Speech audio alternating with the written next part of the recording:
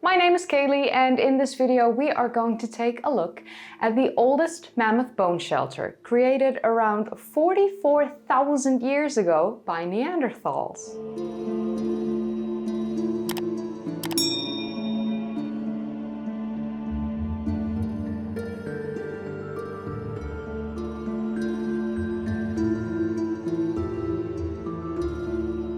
This would be the oldest use of mammoth bones as building material, and this would mean that Neanderthals were the very first to create these, and not Homo sapiens, us modern humans. As the oldest mammoth bone shelters discovered by archaeologists that were created by Homo sapiens date to around 25,000 years ago.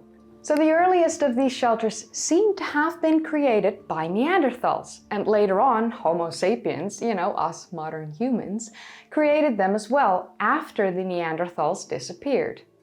So where have these mammoth shelters been discovered? The created ones by Neanderthals and Homo sapiens. Well, they're discovered in today's countries of Ukraine, the Czech Republic, Poland, Romania, Russia, and Belarus. So as I mentioned at the start of this video, the oldest created mammoth bone shelter seem to have been constructed by Neanderthals. This is evidence of their intelligence and construction skills. So this oldest mammoth bone shelter was created between the Dniester River and the Carpathian Mountains in the Chernovsky province of Ukraine. This archaeological site is known as Molodova and has 5 Middle Paleolithic Mousterian occupations known as Molodova 1 to 5. It also has 3 Upper Paleolithic occupations and 1 Mesolithic occupation. Molodova 1 is of great significance here, especially layer 4, which is around 9.5 meters deep, which equates to 29.5 feet. This layer is also known as the Mousterian layer. So let's get into why this layer is of such great significance. The Mousterian artifacts in Molodova 1 are dated to 44,000 years ago. This radiocarbon date analysis was based on charcoal radiocarbon from a hearth in the same soil layer as the Mousterian artifacts. So some of you watching might ask yourself, what is up with the name Mousterian? What's a Mousterian? I'll quickly explain to you. The Mousterian is an archaeological industry of stone tools. These are primarily associated with Neanderthals. A typical Mousterian stone tool is primarily defined as a flake-based toolkit made using the Levallois technique. The Mousterian stone tools were much more sophisticated than the Acheulean stone tools that, came before. The Levallois technique is a distinctive style of flint knapping that gets its name from the 19th century find of flint tools in the Levallois-Perret suburb in Paris, France. So the stone tool making Levallois technique involves preparing a raw block of stone by striking off pieces of the edges until it is shaped something like a turtle shell, flat on the bottom, humped on the top. That particular shape permits the napper to control the results of using applied force by striking the top edges off the prepared core. The napper can pop off a series of similarly sized flattish sharp stone flakes, which can then be used as tools. As arrowheads, spearheads, and all kinds of stuff. So the presence of the Levallois technique is commonly used to define the beginning of the Middle Paleolithic. That started around some 300,000 years ago and ended around 40,000 years ago. This technique was considered a leap forward in the stone tool industry and shows behavioral modernity, as the production method is in stages and requires forethought and planning. Neanderthals were intelligent enough to invent this technique and therefore create much more sophisticated stone tools. So the discovery of Mousterian stone tools created by the Levallois technique actually indicates that Neanderthals occupying the Molodova 1 site were using a Mousterian stone tool kit. And a stone tool kit means flakes, arrowheads, spearheads, cores, scrapers, you name it. 40,000 flint artifacts, including more than 7,000 stone tools, were discovered at the Molodova site in the Mousterian layer alone. Wow.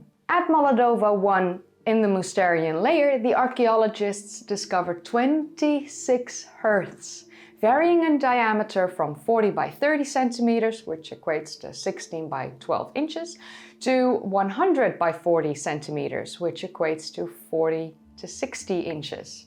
Stone tools and burnt bone fragments were recovered from these hearths. A staggering approximate of 2,500 mammoth bones and bone fragments have been recovered from Molodova 1 layer 4 alone.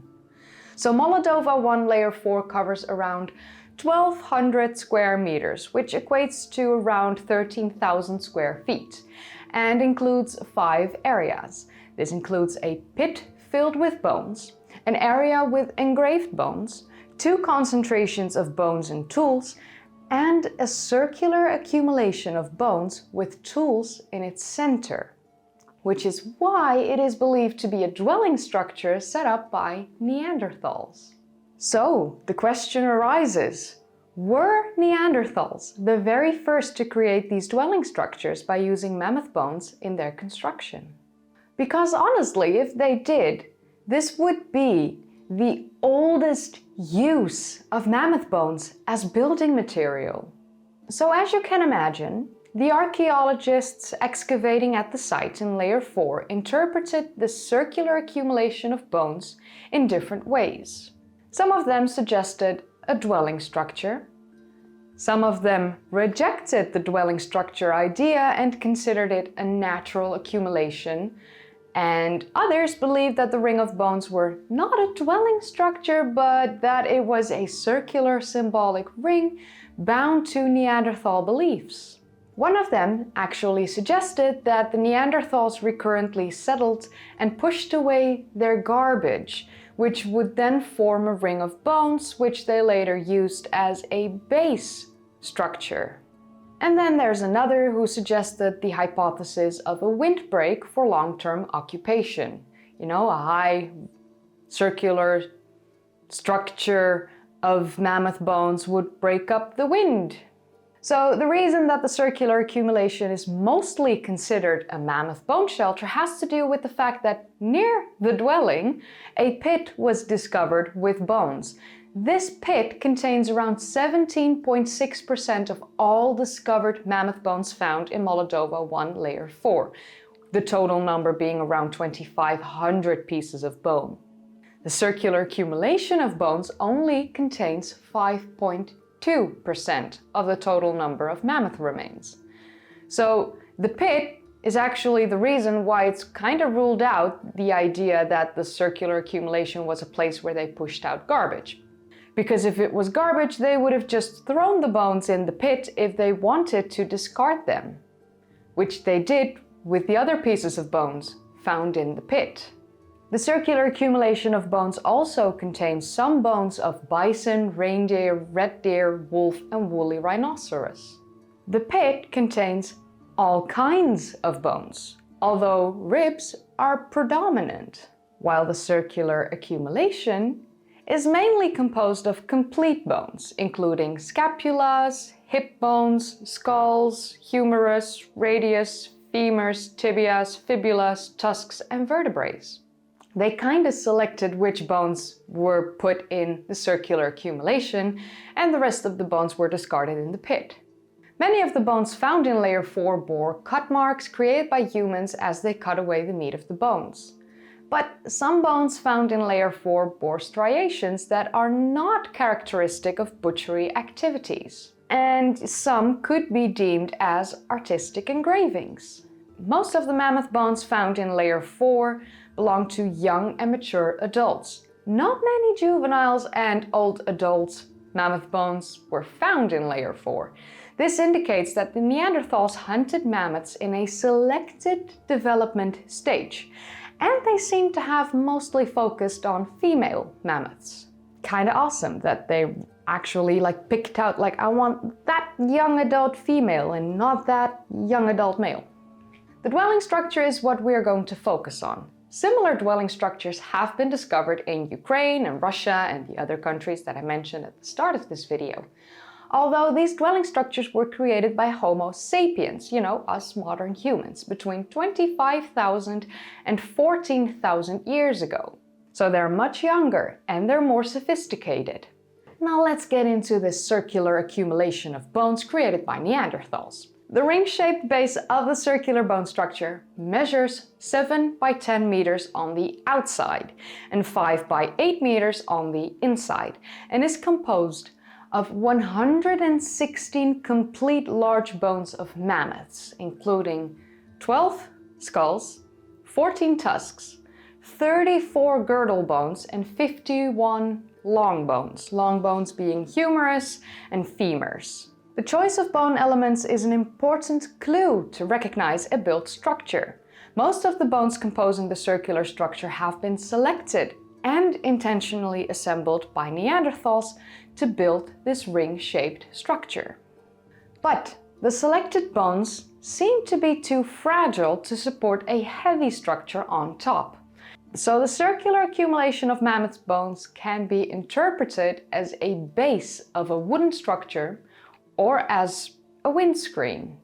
This all shows that Neanderthals at Molodova 1 layer 4 adapted to the environmentally hard conditions.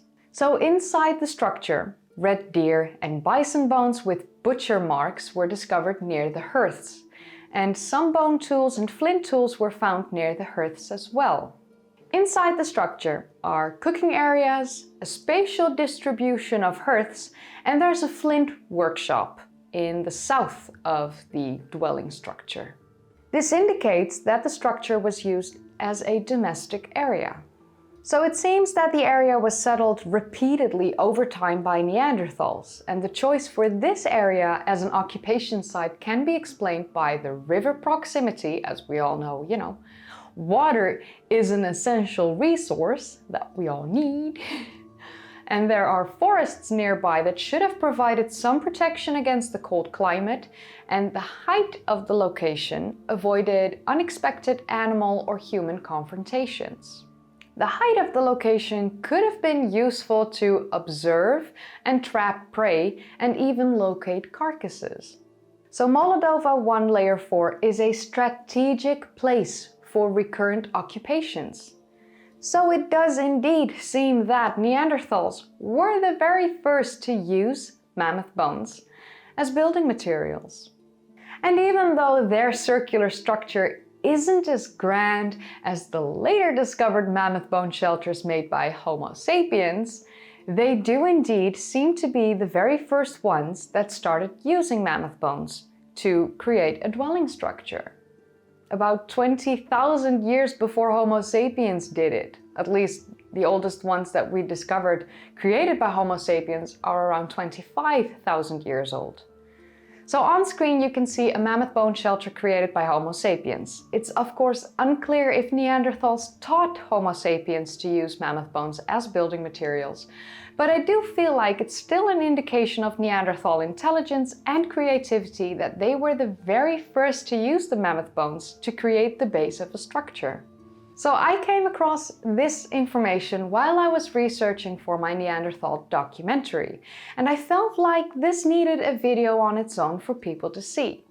As you can imagine, in the documentary I do not have the time to go over every little detail of information, so you'll probably see more videos like these in the near future while I'm working on the documentary, as it's taking me a lot longer than I expected. As I said before, I'm so sorry. I thought I know about most information that you can imagine about Neanderthals and I'll make a documentary, but yeah. When you go and research, you find out that the fact that you don't know a lot of stuff is a good thing, but then you have to research all of that as well and put it into like a concise script that people don't fall asleep to. So yay, go me. So the question I have for you is, what do you think of Neanderthals being the very first to use mammoth bones as building materials? Let me know in the comments down below. If you enjoyed watching, then don't forget to give this video a thumbs up, subscribe if you'd like to see more of these kind of videos, and click that bell icon if you want to be notified whenever I upload. If you haven't seen my previous videos yet, then click the card in the upper right corner, or click one of the links in the description down below, or click a video in the end card. I would like to say a massive thank you to all my patrons and my channel members. Thank you so much for supporting me. Truly, it means the world to me. And yeah, I'll be going back to researching for my Neanderthal documentary and trying to create a video in between, because, you know, I need filler videos to at least have something for you up on the channel when you want to watch something new. Yeah, Neanderthal documentary, hopefully before the end of the year. Fingers crossed, people. Fingers crossed. I'll try not to go insane in the meantime. I'll see you in the next video. Yeah, that's all my blabbing. I'm so sorry. Bye.